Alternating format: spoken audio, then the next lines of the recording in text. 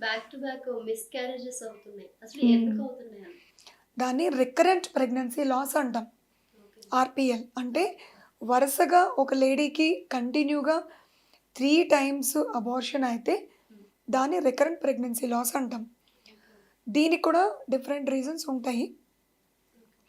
ఒకటేంటంటే genetic issues ఉండొచ్చు హ్మ్. బేబీలో.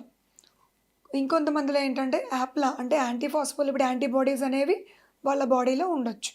ఓకే. సో, ఇవి ప్రెగ్నెన్సీ ఫార్మ్ అయిన ప్రతిసారి ఈ యాంటీబాడీస్ వల్ల అటాక్ చేస్తుంటాయి.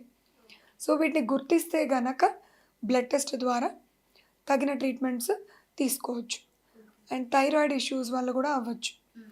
ఆర్ కొంతమందికి ఒబేసిటీ వల్ల కూడా హ్మ్. హార్మోన్ ఇంబాలెన్స్ అయ్యి నిజమే.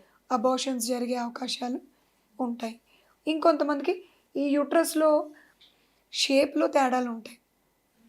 సో, ఇలా ఉండాల్సిన యూట్రస్ గనక అది మధ్యలో పార్టిషన్స్ గనక ఉండి ఆర్ యూనికార్నియేట్ యూట్రస్ అంటాం. ఇలా డిఫరెంట్ డిఫరెంట్ షేప్స్‌లో తేడాలు ఉండడం వల్ల కూడా ఈ రిపీటెడ్ అంటే అబార్షన్స్ షేప్స్‌లో కూడా అవ్వచ్చు. ఉంటాయా అవి? ఉంటాయి ఖచ్చితంగా. ఓకే. బై బర్త్ కొంతమందికి యూట్రస్‌లో షేప్స్ తేడా ఉండొచ్చు. ఓకే. సో, అవి స్కానింగ్‌ల ద్వారా గుర్తిస్తే హ్మ్. దానికి తగిన ట్రీట్మెంట్స్ తీసుకోవచ్చు. అంటే ఇప్పుడు మెనోపాజ్ అనేది 45, 55 మధ్య హ్మ్. ఉంటది. కానీ ఇప్పుడు యెస్. పెళ్లి అవ్వని వారికి కూడా వస్తుంది మ్యామ్. ఎందుకలా? దాన్ని ప్రీమెచ్యూర్ ఒవేరియన్ ఇన్సఫిషియన్సీ అంటాం. అంటే నార్మల్‌గా మెనోపాజ్ అనేది 45-50 మధ్యలో జరుగుతుంది మన ఇండియన్ హ్మ్. వుమెన్‌లో. Yes ma'am.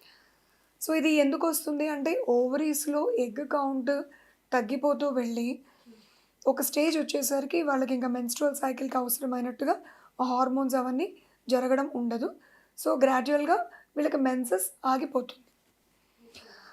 కానీ కొంతమందిలో నువ్వు అడిగినట్టు 20 టు 30 ఇయర్స్ మధ్యలో కూడా ప్రీమెచ్యూర్ ఒవేరియన్ ఇన్సఫిషియెంట్ అంటే వీళ్ళు కూడా మెనోపాజ్ వచ్చిన వాళ్ళ కింద వాళ్ళకి పీరియడ్స్ ఆగిపోవడం. అంటే ఇప్పుడు ఆగిపోయిన వాళ్ళకి ట్రీట్మెంట్ ఉంటదా మ్యామ్ ఏమైనా? ట్రీట్మెంట్ ఖచ్చితంగా ఉంటుంది. కాకపోతే వాళ్ళ ఎగ్స్‌ని మనం కౌంట్ పెంచలేము. ఓకే. కానీ ఈ హార్మోన్స్ ఏవైతే తగ్గిపోయాయో హ్మ్. ఎగ్ కౌంట్ తగ్గడం వల్ల, ఆ హార్మోన్స్ లేకపోవడం వల్ల వాళ్ళ బాడీలో కొన్ని బ్యాడ్ ఎఫెక్ట్స్ చూపించొచ్చు. లైక్ హార్ట్ మీద గానీ, ఓకే. బోన్స్ మీద గానీ ఆర్ హార్మోన్ ఇంబాలెన్సెస్. సో, వీటిని మనం మెడిసిన్స్ ద్వారా వీళ్ళకి ఈస్ట్రోజన్, ప్రొజెస్ట్రాన్ మెడిసిన్స్ ఇవ్వడం ద్వారా ఈ హ్మ్. ఇన్సఫిషియన్సీని కొంతవరకు కరెక్ట్ చేయగలం. For more videos like this, subscribe Big TV channel.